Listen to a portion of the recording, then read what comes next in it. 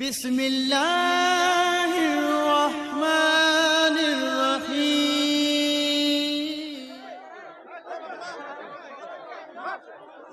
السلام علیکم ورحمۃ اللہ وبرکاتہ۔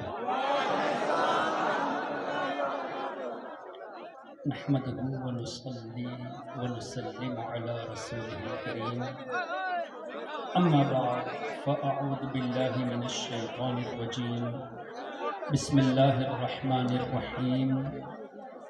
ان الدین عند اللہ الاسلام، قال النبی سیدنا محمد رسول اللہ صلی اللہ علیہ وسلم، المرء مع من احب، او کما قال علیہ الصلاۃ والسلام۔ غوث اعظم بمن بے سر و ساما مدد، قبلہ دی مدد، کعبہ ایما مدد۔ یا صاحب الناہور کل ناصر، فی السمع والاعضاء وحسن الباصر، وبطول عمر لا بعمر قاصر، یا مجمع الخیرات عبد القادر رضی اللہ عنہ۔ معزز سادات اقوام، علماء کرام، میرے محترم بزرگوں، دوستوں، بھائیوں اور پردے میں رہ کر سننے والی ماں اور بہنوں، حضرات یہ کیسا عشق ہے، یہ کیسا پیار ہے کہ حضرت کھڑے ہیں اس کے بعد بھی آپ بات کر رہے ہیں۔ تھوڑی سی بھی کانا پھوسی کی آواز، یہ مجمع ازدحام ہے، ایک عظیم قافلہ ہے۔ آپ کانا پھوسی بھی کریں گے آواز اسٹیج پہ زیادہ آ جائے گی۔ جب آپ ہی بولیں گے بھائی تو پھر اتنے بڑے عظیم ہستیوں کو کیوں بلایا ہے؟ اس لیے سانس لیجئے، سانس جان لینے بھر، زیادہ لمبی سانس نکال دیجئے تو وہ بھی بند کر دیجئے، تھوڑی دیر بند کر دیجئے گا تو کیا ہوگا؟ اس لیے ایک دم آرام اور سائلنٹ رہیں، سائلنٹ موڈ میں۔ اچھا ادھر والے اگر آپ بیٹھ جائیں گے تو بڑی مہربانی ہوگی، بیٹھ جائیں بھائی جان، بیٹھ جائیں۔ بہت دور دراز سے بیرونی ملک سے تشریف لائے ہیں، کیا اثر لے کر جائیں گے کہ ہندوستان کے لوگ اتنے محبت کرتے ہیں کہ لوگ بے ادب ہو جاتے ہیں؟ آئیے بیٹھ جائیں، بیٹھ جائیں، بیٹھ جائیں۔ کس کو جہاں جگہ ملے بیٹھ جائیں، اپنے چپل ہی پر بیٹھ جائیں، جگہ نہیں ملے آئیے میرے سر پہ بیٹھ جائیں، مگر بیٹھ جائیں۔ اللہم صلی علی سیدنا و مولانا محمد معدن الجود والکرم، وعلی آلہ وصحبہ وبارک وسلم۔ ہو گیا آپ لوگوں کا معاملہ ختم ہو گیا؟ ایک اور مرتبہ درود پاک پڑھ لیجیے، اللہم صلی علی سیدنا و مولانا محمد معدن الجود والکرم وآلہ وبارک وسلم۔ معزز سامعین، الحمدللہ، اللہ کا شکر و احسان کہ اللہ تعالیٰ نے مجھے اپنے ایک عظیم بندے کی مقدس بارگاہ میں حاضری کا شرف بخشا اور ان کی بارگاہ میں خراج عقیدت پیش کرنے کے لیے جو جلسے کا اہتمام کیا گیا ہے اس میں لب کشائی کا اللہ نے مجھے موقع عطا فرمایا۔ اس ضمن میں صاحب سجادہ کا مشکور ہوں اور تمامی سادات علماء کرام اور آپ تمامی حضرات کا بھی مشکور ہوں۔ اللہ تعالیٰ سے دعا ہے کہ اللہ تعالیٰ اپنے حبیب صلی اللہ علیہ وسلم کے صدقے میں مجھے حق کہنے کی توفیق عطا فرمائے۔ ہم سب مسلمانوں کو اللہ تعالیٰ حق سن کر حق کو قبول کرنے کی اور اس پر عمل کرنے کی توفیق عطا فرمائے۔ معزز سامعین، بالخصوص میرے علماء کرام سے گزارش ہوگی، ماشاءاللہ آپ کے یہاں کا انداز دیکھ کر بڑی خوشی ہوئی۔ پھر شاعر اسلام، ظاہر شاعروں کی بات ہی الگ ہوتی ہے، فصاحت، بلاغت، پھر ائمہ، علماء، ان حضرات کے سامنے لب کشائی میرے لیے زیب نہیں دیتا۔ اس لیے میں یہ گزارش بالخصوص علماء کرام سے کروں گا کہ میری بول چال میں اگر کوئی خامی نظر آئے تو درگزر کر دے۔ اس کی وجہ یہ ہے کہ میں اہل زبان نہیں ہوں، میری زبان اردو نہیں ہے، پھر بھی کوشش ہے کہ اردو زبان میں کچھ عام فہم انداز میں ضروری باتیں آپ حضرات کے سامنے کر دیجیے۔ معزز سامعین، گفتگو شروع کرنے سے پہلے میرا بھی دل کیا کہ میں بھی کچھ اشعار پیش کروں، لیکن میں उस तरह का सना खानों में से नहीं हूँ। बस यही है कि अल्लाह तबारक व तआला सय्यदी आला हज़रत इमाम अहमद रज़ा रहमतुल्लाहि अलैहि के सदक़े में हुज़ूर अलैहिस्सलातु वस्सलाम के सना खानों में कबूल फरमा ले। सय्यदी आला हज़रत का कलाम आपके सामने, उसके कुछ अशआर पेश करूँगा। ज़रूर आप तमामी हज़रात को याद होगा, हो सके तो साथ भी दीजिएगा, फिर इंशाअल्लाह गुफ्तगू भी की जाएगी।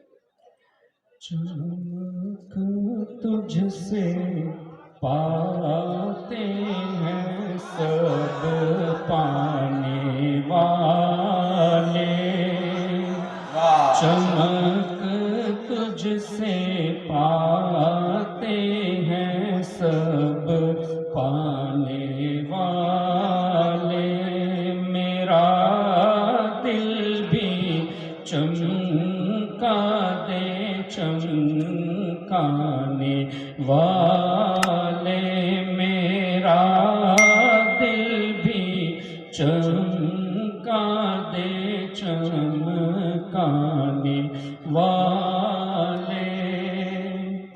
बरसता नहीं देख कर अब्रे रहमत, बरसता नहीं देख कर अब्रे रहमत, बदों पर भी बरसा दे बरसा वाले, माशाअल्लाह, माशाअल्लाह। बदों पर भी बरसा दे बरसाने वाले।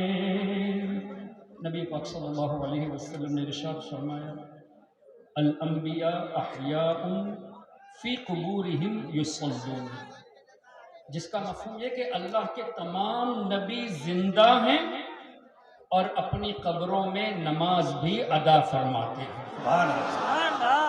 मुझे बताइए, अल्लाह के हबीब ने फरमाया अल अंबिया अहयाउन, यानी अंबिया किराम हयात हैं, लेकिन आज का नजदी कहता है नबी मुर्दा है। जुमलों पर गौर करें, हुजूर की हदीस बयान करते हैं, कुरान करीम आपके सामने पेश करते हैं और हुजूर की हदीस के खिलाफ ही अपना मौक़िफ़ भी जाहिर करते हैं। अंबिया किराम के बारे में कहते हैं कि अंबिया मुर्दे हैं, लेकिन यहाँ हुजूर फरमाते हैं अल अंबिया अहया, लेकिन दावा क्या है कि हम ही कुरान और हदीस पे अमल करने वाले हैं। ऐसे लोगों से बचने की ज़रूरत है।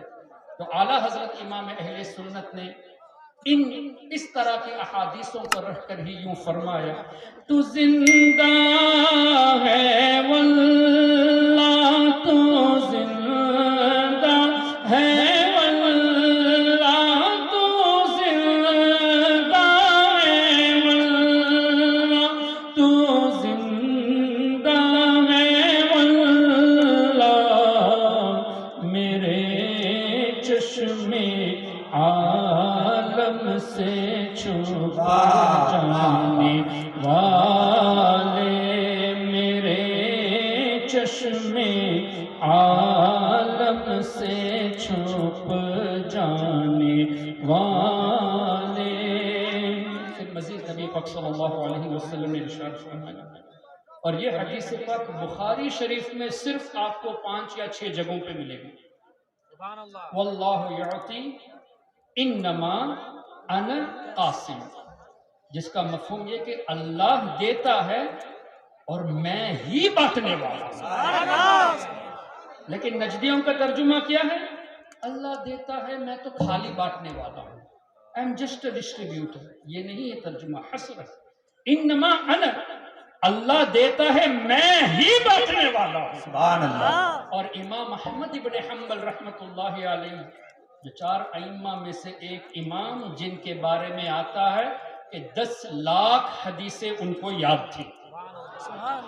और सय्यदी आला हजरत ने अपनी एक किताब में, और इसी तरह शेख शाह वलीउल्लाह मुहद्दिस दहलवी रहमतुल्लाहि अलैहि ने अल इंसाफ में तहरीर फरमाया कि इमाम अहमद इब्न हंबल की बारगाह में एक शख्स आए और पूछा कि हजरत, کسی کو اگر 1,00,000 حدیثیں یاد ہوں تو کیا وہ حدیث سے مسائل کا استنباط کر سکتا ہے؟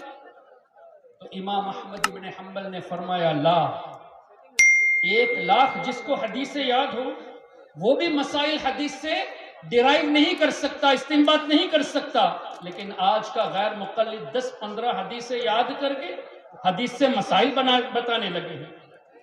پھر امام احمد بن حنبل سے سوال ہوا کہ حضور کسی کو 2,00,000 حدیثیں یاد ہو؟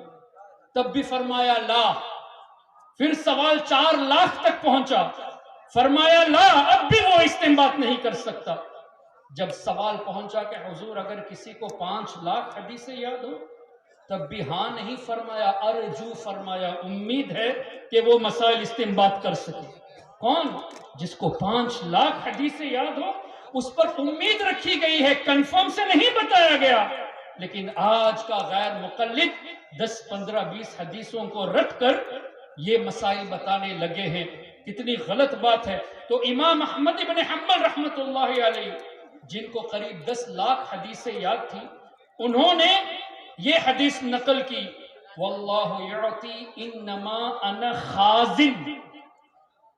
بخاری شریف میں کیا ہے؟ انما انا قاسم، اور مسند امام احمد بن حنبل میں انما انا خازن، بے شک اللہ دیتا ہے، میں ہی خزانچی ہوں۔ سبحان اللہ، سبحان اللہ۔ میں ہی خزانچی ہوں۔ دوسری روایت میں ہی تقسیم کرنے والا ہوں۔ اور اس پر کافی دیر گفتگو کی جا سکتی ہے، لیکن میں اس کو سمیٹنا چاہتا ہوں۔ سیدی اعلیٰ حضرت نے جب یوں فرمایا لا ورب العرش، جس کو جو ملا ان سے ملا، لا ورب العرش 2 مرتبہ قسم بھی کھائی ہے، بہت اچھا، لا ورب العرش، بہت اچھا۔ جس کو جو ملا ان سے ملا، بٹتی ہے کونین میں نعمت رسول اللہ کی۔ تو فوراً شرک کے فتوے آ گئے، جبکہ یہ حدیث کے مطابق ہے۔ اور حضور نے یوں بھی تو فرمایا اوتیت مفاتیح خزائن الارض، زمین کے ایک خزانے کی ایک چابی نہیں، علماء موجود ہے، مفاتیح چابیاں، خزائن خزانے، جتنے خزانے ہیں ان خزانوں کی جتنی بھی چابیاں ہیں سب کے سب میرے ہیں۔ اوتیت مفاتیح خزائن الارض، تو حدیث کی روشنی میں سیدی اعلیٰ حضرت نے فرمایا۔ اور اس کو اور آسان لفظوں میں سرکار مفتی اعظم ہند سیدی مصطفیٰ رضا خان رحمت اللہ علیہ نے فرمایا، بتا دے کوئی کسی اور سے بھی کچھ پایا، بتا دے کوئی کسی اور سے بھی کچھ پایا، جسے ملا جو ملا وہ ملا مدینے سے۔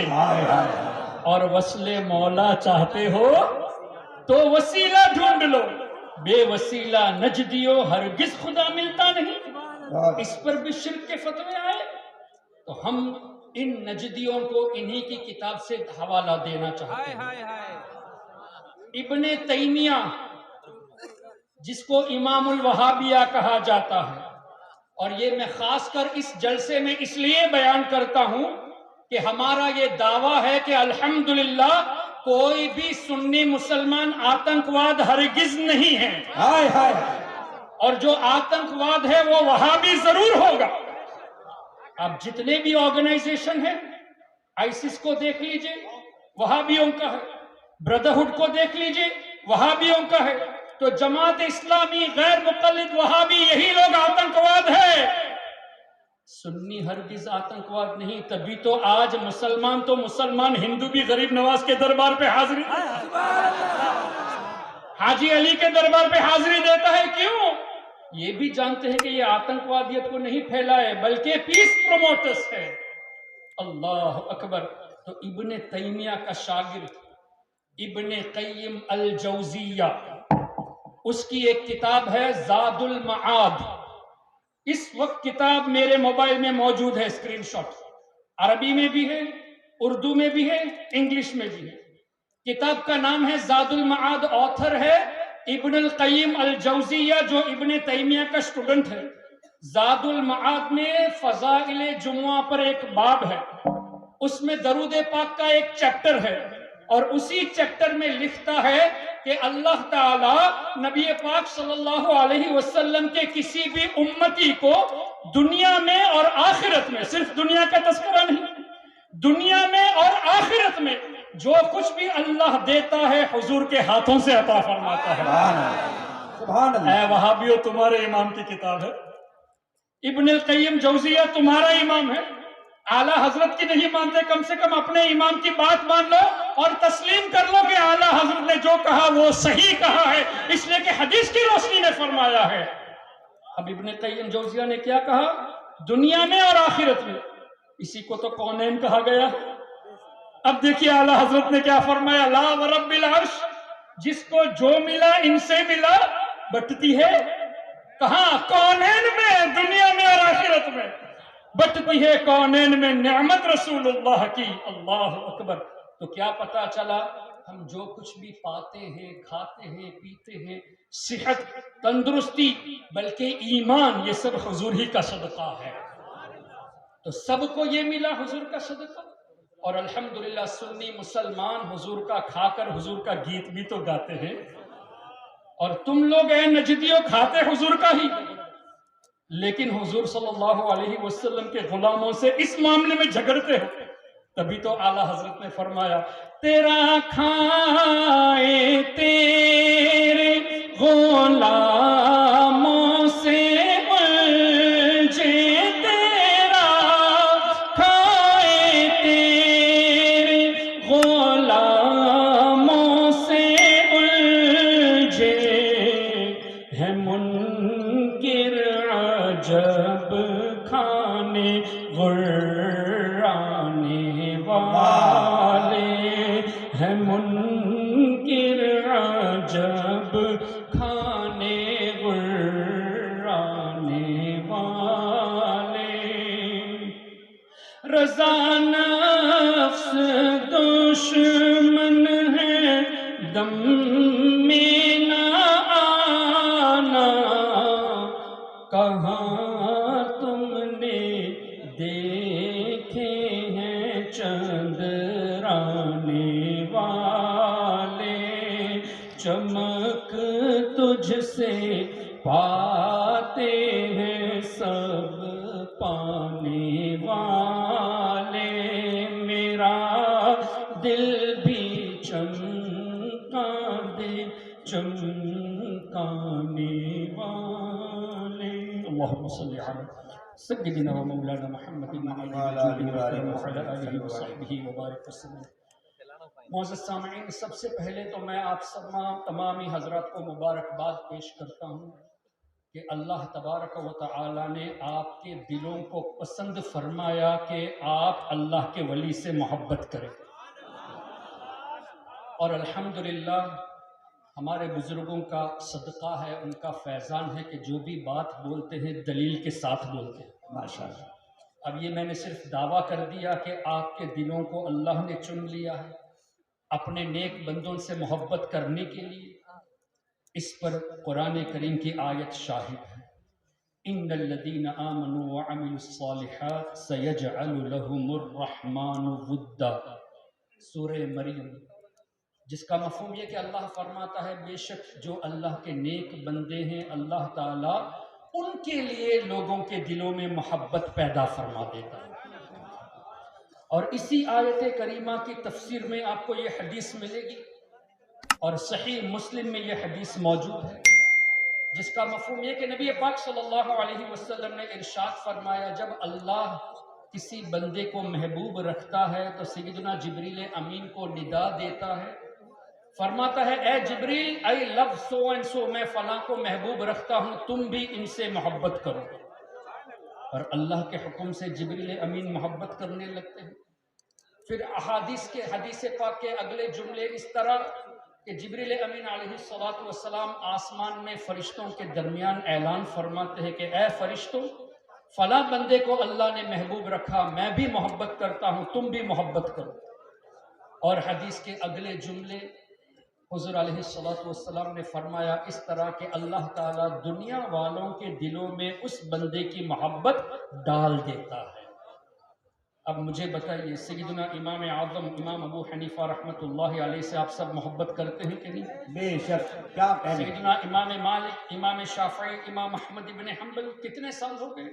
امام اعظم کو قریب 1300 سال ہو گئے، امام مالک کو قریب 1250 سال، امام شافعی کو قریب 1200 سال، اسی طرح امام احمد ابن حنبل کو، اور سیدنا سرکار پیر پیرا میر میرا شاہ جیلا سیدنا سرکار غوث اعظم شیخ عبد القادر جیلانی رضی اللہ عنہ کو قریب 900 سال، خواجہ غریب نواز کو 811 سال۔ کیا پتا چلا؟ سینکڑوں سال گزر چکے، آج بھی 11ویں اور چھٹی کرنے والے موجود ہیں، واہ واہ، آج بھی ائمہ کرام کی تقلید کرنے والے موجود ہیں، مطلب کروڑوں کے دلوں میں ان بزرگوں کی محبت ہے۔ اب قرآن اور حدیث کی روشنی میں اللہ دنیا والوں کے دلوں میں ان کی محبت ڈال دیتا ہے، تو ہمارا غوث اعظم سے محبت کرنا، غریب نواز سے محبت کرنا، سیدی اعلیٰ حضرت سے محبت کرنا اور حضرت سیدنا نور الحسین سے محبت کرنا، یہ اس بات کی دلیل ہے کہ وہ اللہ کے محبوب بندے ہیں قرآن اور حدیث کی روشنی میں۔ تب مجھے بتائیے، جب اللہ تعالیٰ نے ہمارے دل میں محبت ڈال دی ہے تو ہم خوش نصیب ہوئے کہ نہیں؟ اسی لیے مبارکبادی پیش کیجیے۔ تو اب ہمیں اللہ کا شکر زیادہ ادا کرنا چاہیے، کس اعتبار سے کہ اے اللہ تیرا شکر ہے کہ جن سے تو محبت فرماتا ہے ان کی محبت ہمارے دلوں میں تو نے ڈال دی ہے، اور جو وہابی دیوبندی نجدی ہمیں اولیاء سے دور کرتے ہیں ان کو فکر کرنی چاہیے۔ کیوں؟ اللہ جن کو محبوب رکھتا ہے ان کی محبت ان کے دلوں میں نہیں ہے، تو فکر تو ان کو کرنی چاہیے۔ یہ الٹا ہمیں اولیاء سے دور کرتے ہیں، جبکہ ان کو اپنے ایمان کی فکر کرنی چاہیے کہ their hearts are not selected to love who are loved by Allah، اور اللہ نے ہمارے دلوں کو سلیکٹ فرما لیا ہے کہ ہم ان سے محبت کرتے ہیں جن سے اللہ محبت فرماتا ہے۔ تو اولیاء سے دور کرنا یہ وہابیوں کا طریقہ ہے، مطلب آپ کو اللہ کی رحمت سے دور کرنے کی کوشش کر رہے ہیں۔ پھر دوسری روایت حدیث کی روشنی میں سیدنا امام جلال الدین سیوطی شافعی رحمت اللہ علیہ، جن کے بارے میں آتا ہے کہ تقریباً 5 لاکھ حدیثیں ان کو یاد تھی، اور امام سیوطی کے بارے میں یہ بھی آیا ہے کہ تقریباً 75 مرتبہ 75 ٹائمز نبی پاک صلی اللہ علیہ وسلم کا بیداری کے عالم میں دیدار کیا۔ امام جلال الدین سیوطی جن کو اعلیٰ حضرت نے خاتم الحفاظ اور بڑے بڑے القاب سے یاد فرمایا، تقریباً 75 مرتبہ حضور علیہ الصلوۃ والسلام کا بیداری کے عالم میں دیدار فرمایا۔ ان کی کتاب الجامع الصغیر میں یہ حدیث موجود ہے، ذکر الانبیاء عبادہ، اللہ کے نبیوں کا ذکر کرنا یہ بھی عبادت ہے، کار ثواب ہے۔ اب کیا پتہ چلا؟ قرآن کی روشنی میں وَاذْكُرْ فِي الْكِتَابِ موسیٰ، اللہ نے فرمایا میرے نبی موسیٰ کو یاد کرو، تو نبیوں کو یاد کرنا یہ اللہ کے حکم سے ہوا۔ جب اللہ کے حکم پر عمل کیا جائے تو ثواب ملے گا، یعنی کار ثواب عبادت ہو۔ وَاذْكُرْ فِي الْكِتَابِ اسماعیل، اللہ نے فرمایا میرے نبی اسماعیل کو یاد کرو۔ وَاذْكُرْ فِي الْكِتَابِ ابراہیم، ابراہیم علیہ السلام کو یاد کرو۔ کیا پتا چلا؟ نبیوں کو یاد کرنا یہ عبادت ہے۔ محترم، جب انبیاء کرام کو یاد کرنے کا حکم قرآن کریم میں اور ان کی یاد سے ہمیں ثواب ملتا ہے، تو امام الانبیاء نبی پاک صلی اللہ علیہ وسلم کا تذکرہ کرنا یہ کتنی بڑی عبادت ہے۔ کیا کہنے، نعرہ تکبیر، نعرہ رسالت، فیضان بخاری، علماء اہل سنت، عرس مبارک۔ اب اسی حدیث کے اگلے جملے، ذکر الانبیاء عبادہ وذکر الصالحین کفارہ، او کما قال علیہ الصلوۃ والسلام، اللہ کے نیک بندوں کی یاد منانا، ان کا ذکر کرنا یہ گناہوں کا کفارہ ہے، کمپنسیشن فار دا سنس۔ ذکر الصالحین کفارہ، مجھے بتائیے گناہ کا کفارہ کب بنے گا؟ رحمت ہوگی تبھی نا۔ تو آج کی اس گیدرنگ میں ہم اللہ کے نیک بندوں کو یاد کرتے ہیں، اس کا مطلب اللہ نے ہمارے دلوں میں ایک تو ان کی محبت ڈال دی، یہ اللہ کا کرم، اور دوسرا یہ کہ ان کے ذکر کے صدقے میں اللہ ہمارے گناہوں کو بھی معاف فرماتا ہے، اور اللہ اپنی رحمتوں کا نزول ہم پر فرماتا ہے۔ تو اولیاء کرام کی مجلس سے دور کرنا ان وہابیوں کا جو کام ہے، یہ رحمت کے ذریعے سے ہمیں دور کرتے ہیں، رحمت سے دور کرنے کی کوشش، جو بات گناہوں کا کفارہ بن جاتی ہے اس سے دور کرنے کی کوشش کرتے ہیں۔ تو کیا پتا چلا وہابیوں سے دور رہنا اس لیے بھی ضروری ہے کہ جن کے ذریعے، جن اسباب کے ذریعے اللہ تعالیٰ اپنے رحمتوں کا نزول فرماتا ہے، ان میں سے اللہ کے اولیاء بھی ہیں، اور ان اولیاء سے دور کرنے کی ہمیں کوشش کرتے ہیں۔ تیسری بات، اللہ کے حبیب صلی اللہ علیہ وسلم نے ارشاد فرمایا، اور یہ حدیث پاک آپ کو قرآن کریم کی تقریباً تمام تفاسیر میں مل جائے گی۔ سورہ بقرہ آیت نمبر 252، وَلَوْلَا دَفْعُ اللَّهِ النَّاسَ بَعْضَهُمْ بِبَعْضٍ لَفَسَدَتِ الْأَرْضِ، جس کا مفہوم یہ کہ اگر اللہ تعالیٰ بعض انسانوں کے ذریعے دوسروں کی بلاؤں کو دور نہ فرماتا تو زمین ہلاک ہو جاتی۔ یہ نص قرآن ہے، وَلَوْلَا دَفْعُ اللَّهِ النَّاسَ بَعْضَهُمْ بِبَعْضٍ، ناس کا ذکر ہے، بَعْضَهُمْ بِبَعْضٍ، کیا پتا چلا کہ اللہ ہی مشکلوں کو دور کرنے والا ہے، لیکن اللہ ہی نے بندوں کو سلک فرمایا کہ ایک بندہ دوسرے کی مشکل کو دور کرے۔ یہ تو قرآن سے ثابت ہے۔ تو جو لوگ یہ کہتے ہیں کہ اولیاء مدد نہیں کر سکتے، یہ تو قرآن کے خلاف ہے۔ کیوں؟ وَلَوْلَا دَفْعُ اللَّهِ النَّاسَ بَعْضَهُمْ بِبَعْضٍ، اگر ایسا نہ ہوتا تو لَفَسَدَتِ الْأَرْضِ، زمین ختم ہو جاتی۔ اس آیت کریمہ کی تفسیر میں تمام مفسرون کو اٹھا لیجئے، اور خاص کر حافظ ابن کثیر کی تفسیر، کیوں؟ وہ بھی ابن تیمیہ کا شاگرد ہے۔ تو ہماری کوشش یہ ہوتی ہے کہ ہم غیر مقلد وہابی نجدی کے سامنے انہی کے امام کا ریفرنس دیتے ہیں، تاکہ یہ پتا چلے کہ اے نجدیو، تم ہمیں اس بات پر اگر مشرک کہتے ہو تو اپنے امام کو بھی مشرک کہو۔ یہ ہرگز وہ نہیں کہیں گے۔ اگر ہمیں مشرک کہتے ہو تو ابن کثیر کو مشرک کہو، ابن قیم جوزیہ کو مشرک کہو، کبھی بھی نہیں کہیں گے۔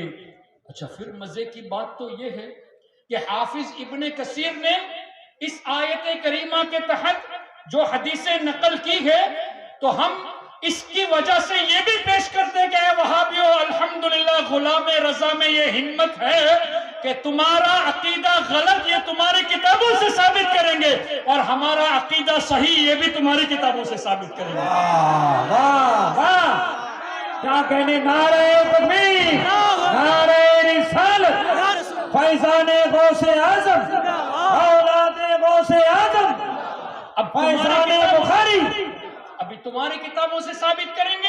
آئیے ابن کثیر سے حدیث پاک حافظ ابن کثیر نے نقل کی اسی آیت کریمہ کے تحت، ان اللہ لیدفع بالمسلم الصالح عن 100 اہل بیت من جیرانہ البلاء، جس کا مفہوم یہ کہ بے شک اللہ تعالی اپنے ایک ولی کے سبب، ان اللہ لیدفع بالمسلم الصالح، ایک صالح کے سبب آس پاس رہنے والے 100 گھر کے لوگوں کی بلاؤں سے حفاظت فرماتا ہے۔ ایک ولی کے سبب 100 لوگوں کی نہیں، 100 گھر میں رہنے والے افراد کی بلاؤں سے حفاظت اللہ فرماتا ہے۔ کیا پتا چلا؟ ایک ولی کے سبب 100 گھر کے لوگوں کی حفاظت۔ مان لے ایک گھر میں 5 لوگ ہیں تو 100 گھر سراؤنڈنگ میں ہے تو 500 لوگ ہوئے۔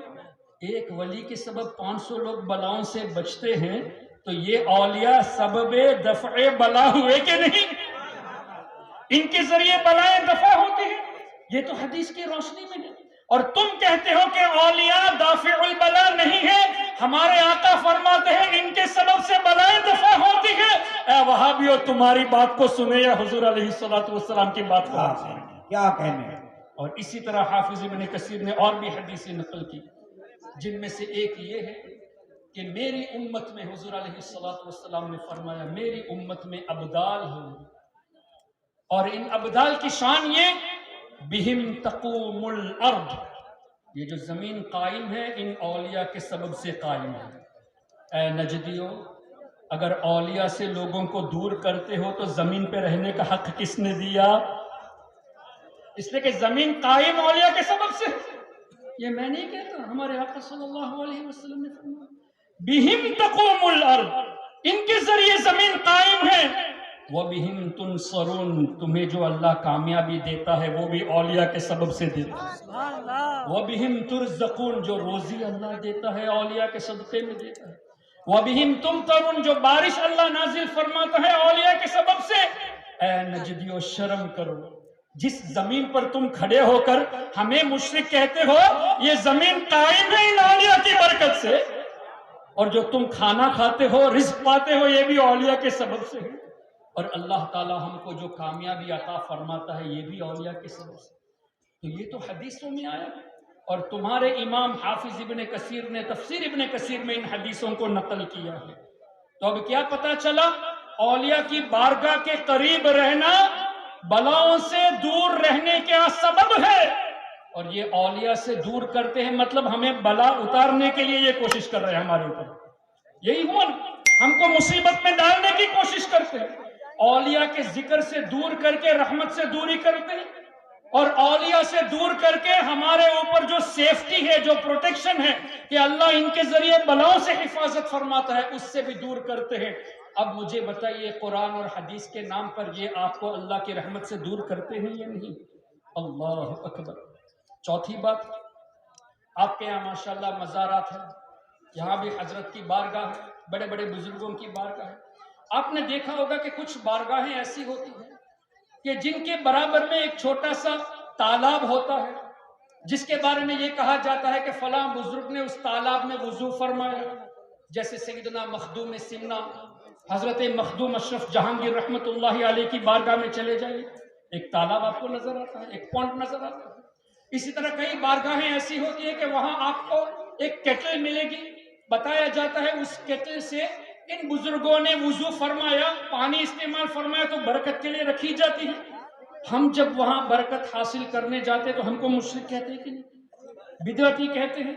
آئیے صحیح مسلم میں یہ حدیث موجود ہے، اور بخاری شریف میں بھی اسی طرح کی حدیث موجود ہے، اور قرآن کریم کی تفسیر میں حضرت صالح علیہ السلام کی اونٹنی کا جہاں تذکرہ ہے، ان آیت کریمہ کی تفسیر میں بھی یہ حدیث موجود ہے، تفسیر میں بھی ہے، بخاری شریف میں بھی ہے، مسلم شریف میں بھی ہے۔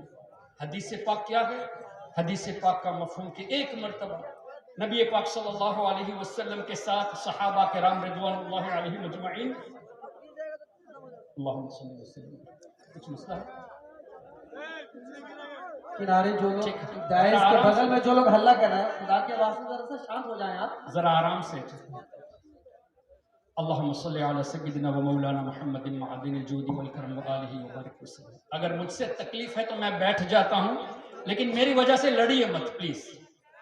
ایک مرتبہ درود پاک پڑھ لے، اللہم صلی علی سیدنا و مولانا محمد معدن الجود والکرم وآلہ وبارک وسلم۔ بخاری شریف، مسلم شریف اور تفاسیر قرآن میں حدیث کا مفہوم کیا کہ نبی پاک صلی اللہ علیہ وسلم کے ساتھ صحابہ کرام رضوان اللہ علیہ مجمعین تھے، قوم سمود کی بستی سے گزر ہوا، یعنی حضرت صالح علیہ السلام کی جو قوم تھی، اس بستی جہاں وہ رہتے تھے، اس بستی سے گزر ہوئے، اور صحابہ کرام نے کیا وہاں کے کنویں سے پانی لے لیا، آٹا بھی گوندھ لیا، اور روایت کا مفہوم یہ بھی ہے کہ پانی پی لیا۔ تو نبی پاک صلی اللہ علیہ وسلم نے حکم فرمایا کہ پانی کو قے کر دیا جائے، جو پی لیا ہے اس کو واپس نکالا جائے، قے کر دیا جائے، اور جو آٹا گوندھ لیے تھے ان آٹا کے بارے میں فرمایا کہ جانوروں کو کھلا دیا جائے، خود نہ کھائے، اونٹوں کو، جانوروں کو کھلا دیا جائے۔ پھر آگے ایک کنواں نظر آیا، حضور علیہ السلام نے ارشاد فرمایا اس کنویں سے پانی پیو۔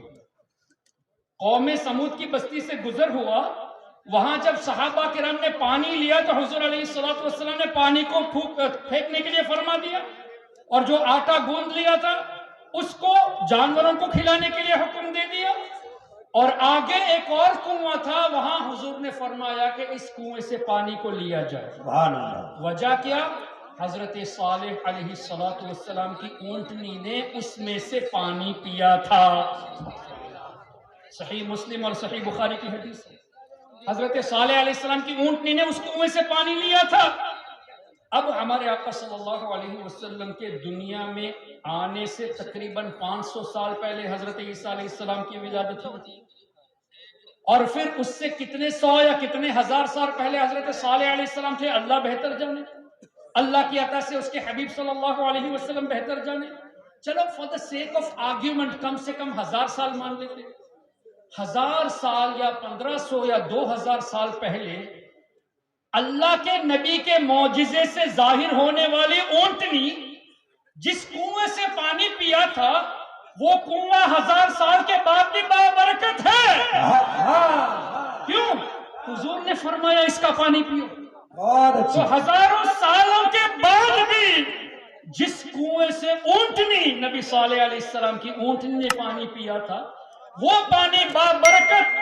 انسان تو اشرف المخلوقات ہے، تو اللہ تعالیٰ کے اولیاء جس جگہ کا پانی استعمال کرے وہاں اگر ہم برکت کے لیے جائیں تو یہ شرک کیسے ہو گیا؟ کیا کہنے اور مدینہ شریف میں جو مبارک کنویں ہیں جہاں پہ حضور علیہ السلام نے لعاب دہن ڈالا، اس کنویں کی بات ہی کیا ہوگی، اس کے پانی کی بات ہی کیا ہوگی۔ اور جو مبارک پانی ہمارے آقا صلی اللہ علیہ وسلم کے مبارک انگلیوں سے ظاہر ہوئے، ان پانی کے برکتوں کا عالم کیا ہوگا۔ محترم حضرات، یہ خالی روایتیں نہیں ہیں، صحیح بخاری میں ہیں، صحیح مسلم میں ہے۔ اے نجدیوں آؤ، اگر تم حدیث پڑھتے ہو اور سچائی کو لوگوں سے چھپاتے ہو، ہمت ہے تو ہمارے سامنے آؤ، تمہیں ہم بتاتے ہیں کہ حدیث میں کیا لکھا ہے۔ واہ واہ واہ، اور اس کی ایک مثال آپ کے سامنے میں یہ پیش کرنا چاہوں گا، یہ بھی صحیح مسلم میں حدیث موجود ہے۔ کیا نبی پاک صلی اللہ علیہ وسلم نے، ایک مثال کے طور پہ پیش کر رہا ہوں، ڈیفرنس ٹو انڈرسٹینڈ، ایک ہی حدیث کو سنی کیسے بیان کرتا ہے اور نجدی کیسے بیان کرتا ہے۔ نبی پاک صلی اللہ علیہ وسلم نے ایک مرتبہ حضرت بلال حبشی رضی اللہ عنہ سے اس طرح پوچھا نا کہ اے بلال، ایسا کون سا آپ عمل کر رہے ہیں کہ میں نے آپ کے قدموں کی آہٹ جنت میں سنی؟ اللہ اللہ اللہ اللہ، حدیث کا مفہوم ہے نا، اللہ اے بلال ایسا کون سا عمل آپ کرتے ہیں کہ آپ کے قدموں کی آہٹ میں نے جنت میں سنی؟ تو حضرت بلال نے کیا فرمایا، یا رسول اللہ صلی اللہ علیہ وسلم، جب بھی تازہ وضو کرتا ہوں تو تحیت الوضو پڑھ لیتا ہوں۔ اب یہ حدیث مسلم شریف میں ہے، لیکن دیوبندی نجدی اگر اس حدیث کو بیان کرے گا تو کیا کہے گا؟ دیکھا فضیلت تحیت الوضو کی کتنی بڑی فضیلت ہے، ہمیں بھی چاہیے ہم وضو کرے تو 2 رکعت تحیت الوضو پڑھ لیا کرے۔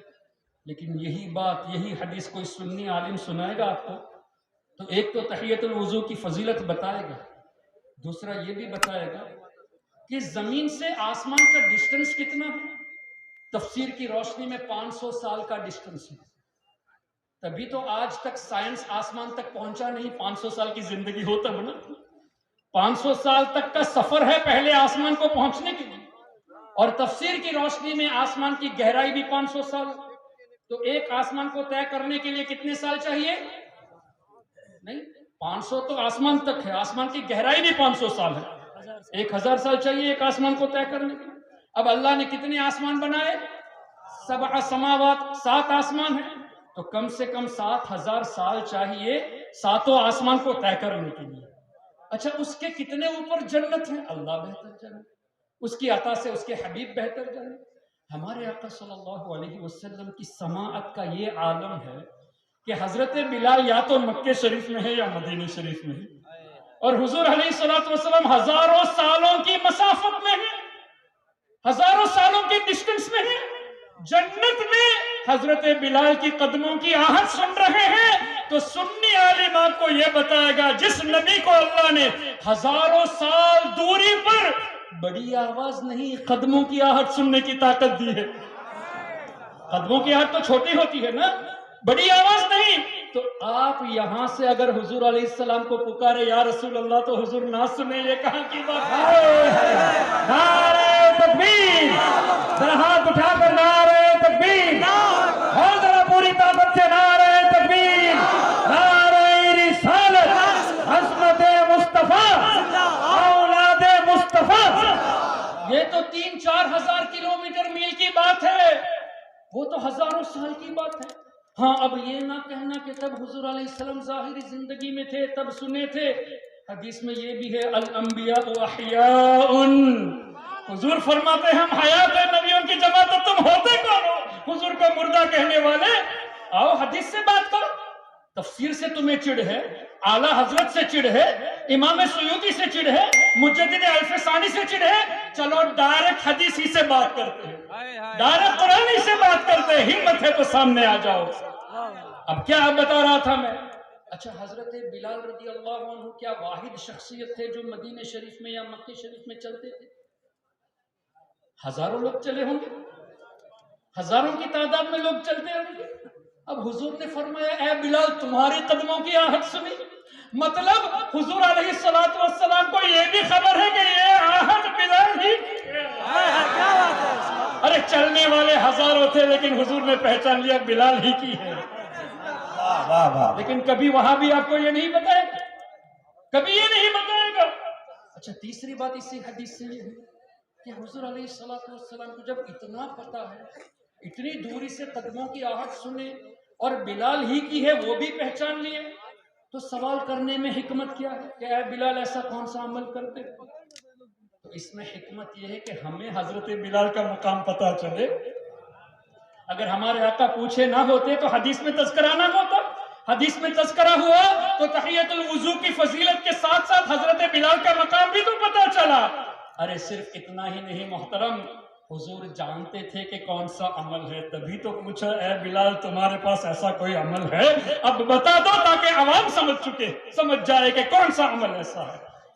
اچھا اس پر بھی حدیث صحیح مسلم، حضور علیہ السلام نے فرمایا، علماء موجود ہے میری ضرور اصلاح کرنا کوئی خامی ہو جائے، اوریدت علی اعمال امتی، دیکھیں میں دوبارہ ریپیٹ کرتا ہوں، اوریدت علی عمل امتی ان کا تذکرہ نہیں ہے، میرے کسی امت کا ایک عمل میرے سامنے پیش کیا گیا یہ نہیں ہے، اوریدت علی اعمال امتی، میری امت کے تمام اعمال میرے سامنے پیش کیے گئے۔ واہ واہ، ماضی کا صیغہ ہے نا اوریدت، پاسٹ ٹینس، یعنی ہمارے آقا آج ہمارا اس علاقے میں جمع ہونا 1400 سال پہلے دیکھ لیا ہے، سبحان اللہ، یہ بھی ہمارا عمل ہے نا۔ آپ نے کل کیا آج کیا کر رہے ہیں، کل کیا کرنے والے ہیں، ہمارے آقا نے ایڈوانس میں دیکھ لیا۔ اوریدت علی اعمال امتی، صرف آپ لوگوں کا نہیں، پوری امت میں جو بھی حضور کی، ہر کوئی حضور کا امت ہے، انسان بھی حضور کی امت میں سے ہے، جنات بھی ہیں، فرشتے بھی ہیں، جانور بھی ہیں، تو تمام کے اعمال حضور علیہ السلام سے پوشیدہ نہیں ہے۔ اب کوئی یہ کہہ سکتا ہے اگرچہ صحیح مسلم میں ہو سکتا ہے روایت میں ضعف پایا گیا ہو، ان کو تو چاہیے نا کچھ نہ کچھ ڈھونڈنے کے لیے، تو ٹھیک ہے قرآن کریم سے پیش کرتے ہیں۔ سورہ الانعام آیت نمبر 75، وَكَذَلِكَ نُرِي إِبْرَاهِيمَ مَلَكُوتَ السَّمَاوَاتِ وَالْأَرْضِ، اللہ فرماتا ہے جس کا مفہوم یہ کہ اے حبیب اسی طرح ہم ابراہیم علیہ السلام کو دکھاتے ہیں ملکوت السماوات والارض، پوری کائنات میں جو کچھ بھی ہے وہ ابراہیم علیہ السلام کو دکھایا نہیں ہے، نوری کا لفظ ہے، استمراری ہے، ابھی بھی ابراہیم علیہ السلام کو ہم دکھا رہے ہیں۔ حضرت ابراہیم علیہ السلام اپنے قبر انور میں آرام فرما رہے ہیں، لیکن پوری کائنات ابراہیم علیہ السلام کی نظروں کے سامنے ہے۔ اور سیدی اعلیٰ حضرت نے اس پر بڑا پیارا نقطہ ارشاد فرمایا، فرماتے ہیں وَكَذَلِكَ، اللہ نے فرمایا اور اسی طرح، یعنی اے حبیب آپ کو بھی دکھا رہے ہیں، ابراہیم علیہ السلام کو بھی دکھا رہے ہیں، وَكَذَلِكَ نُرِي۔ اچھا اس آیت کریمہ کی تفسیر میں پھر ایک اور مرتبہ حافظ ابن کثیر کا تذکرہ ہو گیا۔ اے وہابیو، حضور کے علم غیب کا انکار کرتے ہو، اگر علم غیب پر کوئی مان لیا تو مشرک کہتے ہو، آؤ ابن کثیر کو مشرک کہو۔ حافظ ابن کثیر نے اسی آیت کے تحت فرمایا فَلَمْ يَخْفَ عَلَيْهِ شَيْءٌ مِّنْ أَعْمَالِ الْخَلَائِقِ، کہ ابراہیم علیہ السلام کی نظروں سے اعمال الخلائق، جتنی بھی مخلوق ہے، ان مخلوق کے جتنے بھی ایکشنز، جتنے بھی عمل ہیں، ان میں سے کچھ بھی ابراہیم علیہ السلام سے پوشیدہ نہیں تھا۔ عربی فَلَمْ يَخْفَ عَلَيْهِ شَيْءٌ مِّنْ أَعْمَالِ الْخَلَائِقِ، ایک بھی شے ابراہیم علیہ السلام کی نظروں سے چھپی نہیں تھی اعمال الخلائق میں سے۔ اور اسی آیت کی تفسیر میں یہ حدیث بھی موجود ہے کہ حضور علیہ السلام نے ارشاد فرمایا، جب میرے رب نے مجھ پر خاص کرم فرمایا، فتجلی لی کل شیء، ہر چیز میرے سامنے روشن ہو گئی۔ لیکن حدیث اسی پر ختم نہیں ہوئی۔ محترم حضرات، آپ جتنے یہاں ہزاروں کی تعداد میں ایک مجموعی طور پہ دیکھ سکتا ہوں سب کو، لیکن کیا سب کو پہچانتا ہوں؟ آپ میں سے کتنے ایسے ہیں جنہوں نے مجھے پہلی بار دیکھا ہے؟ میں نے بھی آپ کو پہلی بار دیکھا ہے۔ آگے کیا ہے؟ آپ کا نام کیا ہے؟ مجھے نہیں معلوم، پیچھے والوں کا نام نہیں معلوم۔ اگر نام معلوم بھی ہو جائے تو ذات نہیں معلوم، کیفیت نہیں معلوم، آپ کے ارادے نہیں معلوم۔ میں جانتا ہوں نہیں، پہچان یعنی دیکھ رہا ہوں، جان نہیں رہا، دیکھ رہا ہوں، پہچانتا نہیں۔ حضور علیہ السلام نے فرمایا فتجلی لی کل شیء، ہر چیز میرے سامنے روشن ہو گئی، وعرفت، اور میں نے پوری کائنات کی ہر چیز کو پہچان لیا۔ حضور نے صرف دیکھا نہیں، وعرفت کا لفظ حدیث میں ہے، میں نے سب کو پہچان بھی لیا۔ اللہ اکبر! کیا پتا چلا؟ کائنات میں کوئی بھی ایسی چیز نہیں جو ہمارے آقا کی نظروں سے اوجل ہو۔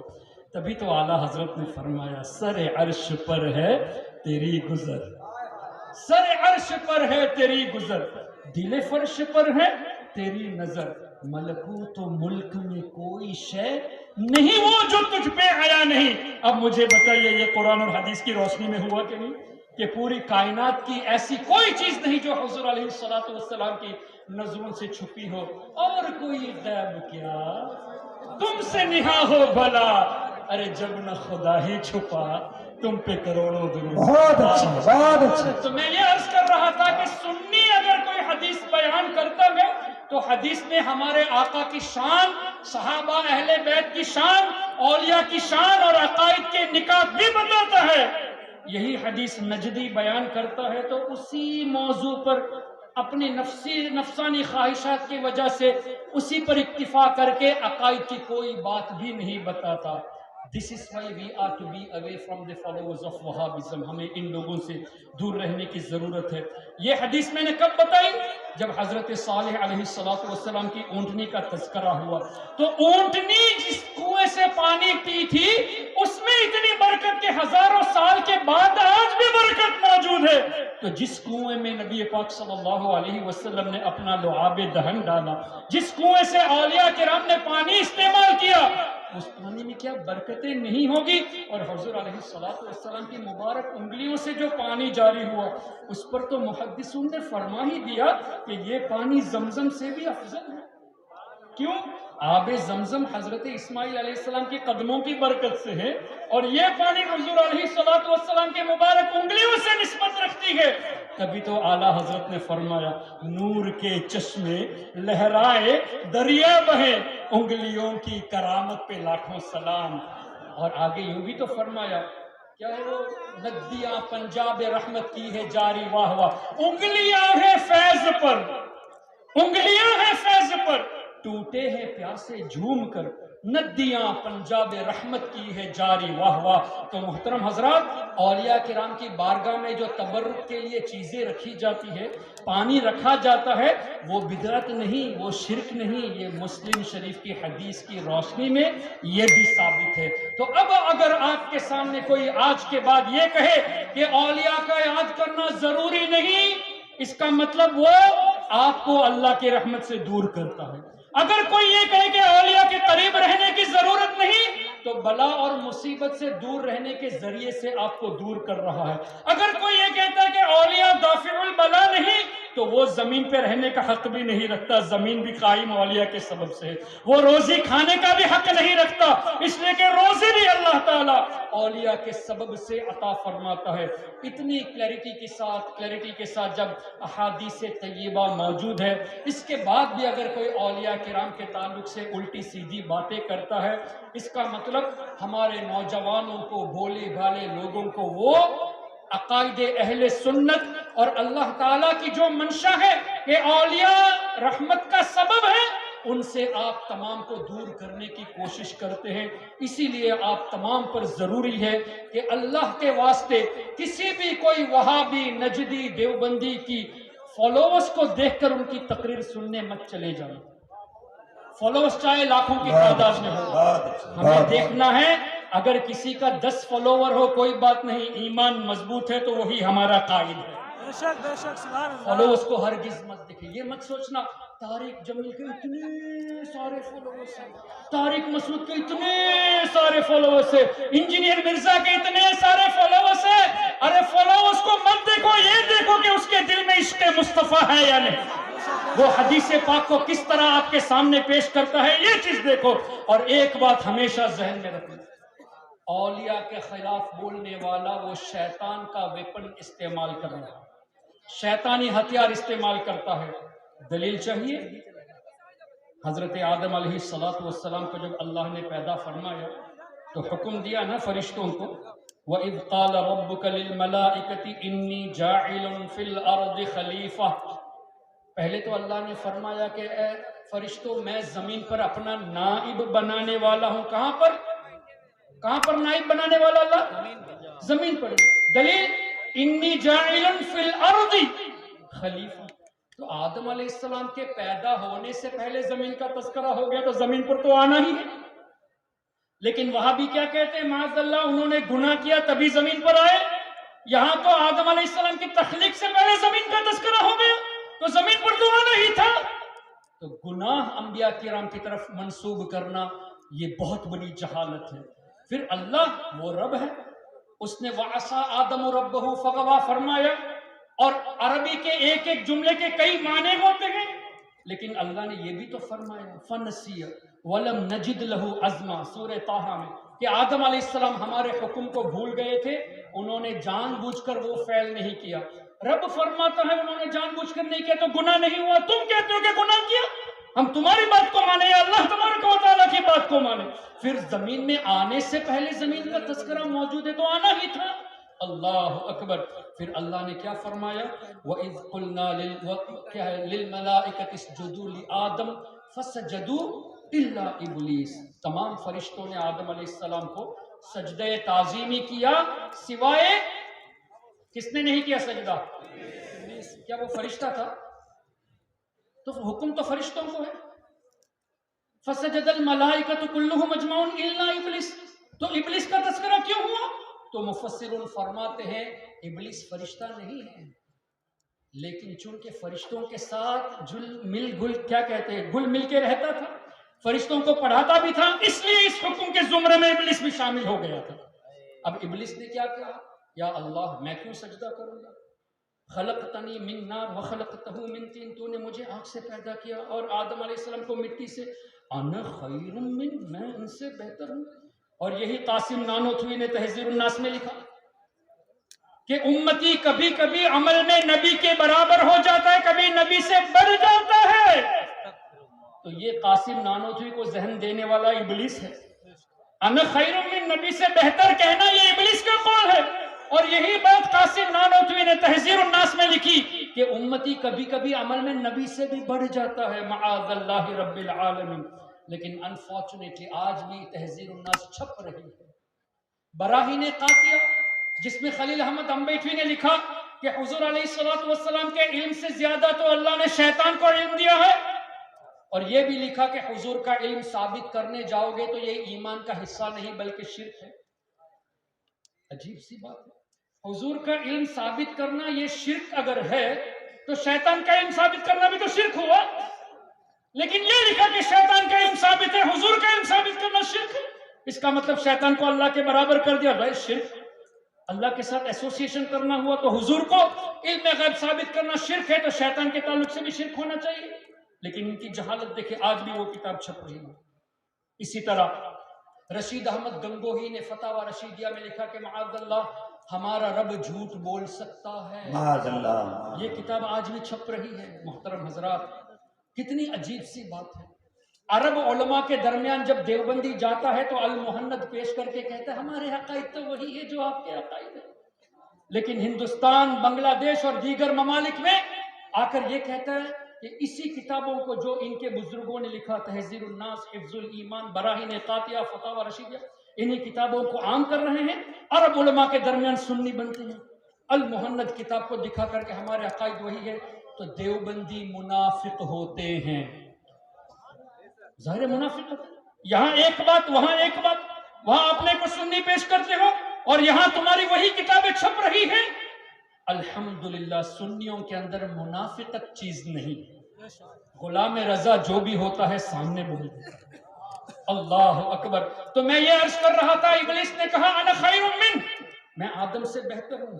اللہ نے کیا فرمایا؟ اخرج، نکل جا جنت سے، وَإِنَّ عَلَيْكَ لَعْنَتِي إِلَى يَوْمِ الدِّينِ، اے ابلیس قیامت تک تمہارے اوپر میری لعنت ہے۔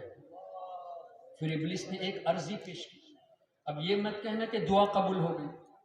ابلیس نے کہا انظرنی الی یوم یبعثون، یا اللہ تو مجھے قیامت تک نہیں، قیامت کے بعد جب لوگ اٹھائے جائیں گے تب تک کے لیے زندگی عطا فرما۔ دعا قبول ہوئی ہوتی تو تب تک کے لیے زندہ رہتا ہوں، لیکن اللہ نے کیا فرمایا؟ فَإِنَّكَ مِنَ الْمُنظَرِينَ إِلَى يَوْمِ الْوَقْتِ الْمَعْلُومِ، صرف قیامت تک زندگی دی جا رہی ہے، قیامت کے بعد اٹھائے جانے تک نہیں۔ جب قیامت میں سب کو موت آنی ہے، ابلیس کو بھی مرنا ہے۔ اب ابلیس نے کہا فَبِعِزَّتِكَ، اے اللہ تیری عزت کی قسم، لَأُغْوِيَنَّهُمْ أَجْمَعِينَ، میں تمام لوگوں کو اے اللہ گمراہ کروں گا، إِلَّا عِبَادَكَ مِنْهُمُ الْمُخْلَصِينَ، مگر اے اللہ تیرے نیک بندوں کو میں گمراہ نہیں کر سکتا۔ ابلیس جو لوگوں کو گمراہ کرنے والا ہے، وہ اس بات کا اعتراف کرتا ہے کہ اے اللہ تیرے اولیاء کو گمراہ نہیں کر سکتا، اور اللہ نے جواب میں کیا ارشاد فرمایا؟ ان عبادی لیس لک علیہم سلطان، بے شک اے ابلیس میرے جو نیک بندے ہیں وہ میری حفاظت میں ہے، تمہارا ان کے اوپر داؤ نہیں چلے گا۔ اب یہ کنفرم ہو گیا کہ اولیاء کرام اللہ تعالیٰ کے فضل سے محفوظ ہیں، پروٹیکٹڈ ہے۔ اب ہمیں ہمارا ایمان بچانا ہے تو ہم عام کامن لوگوں کی طرف راغب ہو یا ان لوگوں کی طرف راغب ہو جن کو اللہ نے حفاظت میں رکھا ہے۔ تو ہمارا ایمان ہم کو بچانا ہے تو اولیاء کرام سے نسبت رکھنا ضروری ہے۔ یہ بھی قرآن کریم سے یا ایھا الذین آمنوا اتقوا اللہ وکونوا مع الصادقین، اے ایمان والو اللہ سے ڈرو اور سچوں کے ساتھ ہو جاؤ۔ تو کیا پتا چلا؟ ایمان کو بچانا ہے تو اولیاء کرام کے ساتھ رہو۔ اب ان کا ایمان ہی نہیں ہے، اسی لیے تو اولیاء سے دور کرتے ہیں۔ تو اب اولیاء کرام سے دور کرنا ہی ایمان کی سیکیورٹی کو لوز کرنے کا ذریعہ ہے۔ اولیاء کرام ایمان کے لیے سیکیورٹی ہے، حفاظت ہے، تو اولیاء سے دور کریں گے تبھی وہ سیکیورٹی لوز ہوگی تو آسانی سے ایمان لوٹ لے گا۔ یہی وجہ ہے سب سے پہلی جو وار ہوتی ہے وہابیوں کی طرف سے، وہ ہوتی ہے کہ مزارات پہ جانے کی ضرورت کیا ہے، نیاز کرنے کی ضرورت کیا ہے، بزرگوں کے وسیلے کی ضرورت کیا ہے۔ اس طرح کی باتیں ذہن میں ڈال کر اولیاء سے رفتہ رفتہ دور کرتے ہیں۔ جب دور کریں گے تو ایمان لوز ہو جائے گا، جب ایمان کی سیکیورٹی لوز ہو جائے گی تو ایمان آسانی سے شیطان لوٹ لے گا۔ تو ان کی چال پر ہرگز نہیں آنا، ہمارے بزرگوں کے سائے میں رہو۔ اللہ تبارک و تعالیٰ آپ سب کو اور ہم سب کو نبی پاک صلی اللہ علیہ وسلم کی سچی اور پکی محبت نصیب فرمائے۔